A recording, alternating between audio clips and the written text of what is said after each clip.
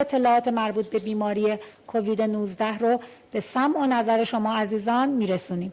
تعداد بیماران شناسایی شده طی 24 ساعت گذشته بر اساس معیارهای تشخیص قطعی 2619 نفر گزارش شدند که از این تعداد 1382 نفر در مراکز درمانی بستری شدند.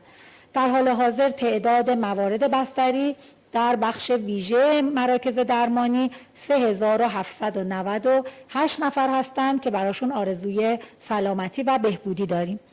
ضمن ابراز همدردی با خانواده های داغ دیده، متاسفانه طی 24 ساعت گذشته 156 نفر از عزیزان هموطنمون رو در اثر ابتلا به بیماری کووید 19 از دست دادیم که با احتساب این مجموع جانباختگان تا به امروز به 23313 نفر رسیدند. مجموع موارد شناسایی شده تا به امروز 404648 نفر هستند که از این تعداد 348013 نفر به لطف الهی و تلاش شبانه روزی همکاران ما در بهداشت و درمان بهبود پیدا کردند. در ادامه روند تشریح وضعیت بیماری در استانهای کشور امروز توضیحاتی رو مختصراً در خصوص وضعیت بیماری در استان قم به اطلاع شما عزیزان میرسونیم.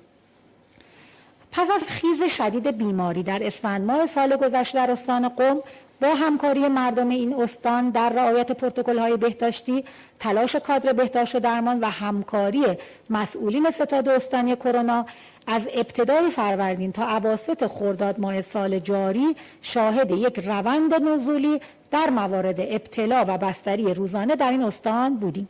ولی متاسفانه از اواخر خرداد ماه نمودار موارد ابتلا و بستری روزانه در این استان مجددا روند صعودی به خود گرفته و این شیب صعودی همچنان در حال امتداد می باشد.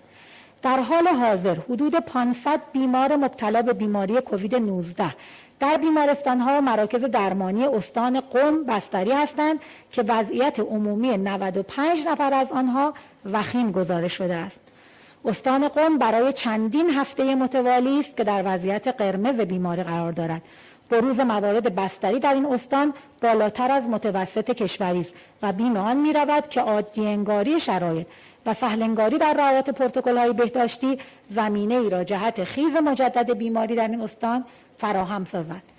از زمان شیوع بیماری بیش از 156,000 بازدید از اماکن عمومی و واحدهای صنفی و صنعتی استان قم صورت پذیرفته است که برای بیش از 27,000 مورد از اماکن مذکور به دلیل سهل انگاری در رعایت پروتکل‌های بهداشتی اخطار صادر شده است و تعداد 197 واحد متخلف پلم شده‌اند.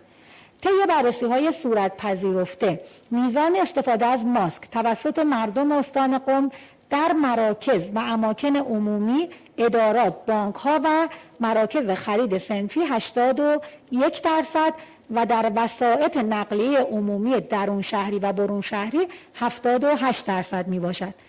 همچنین میزان استفاده از ماسک توسط کارمندان ادارات و بانک‌های استان 96% و میزان استفاده توسط متصدیان و شاغلین واحدهای صنفی 75 و واحدهای صنعتی 92% گزارش شده است.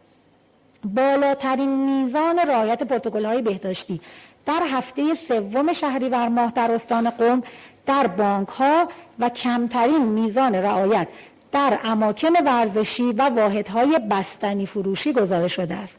امیدواریم با رعایت بیشتر پروتکل‌های بهداشتی و استفاده جدی‌تر و همگانی‌تر از ماسک توسط مردم شریف استان قم و حمایت و مدیریت ستاد استانی کرونا شاهد کاهش موارد ابتلا و بستری روزانه و خروج این استان از وضعیت قرمز بیماری طی هفته‌های آتی باشیم و فراموش نکنیم که بروز هر گونه رفتار اجتماعی خطرآفرین و سهل انگاری در رعایت توصیه‌های بهداشتی زمینه لازم را جهت خیز مجدد بیماری در کشور فراهم خواهد آورد. با آرزوی سلامتی و شادی برای همه شما عزیزان.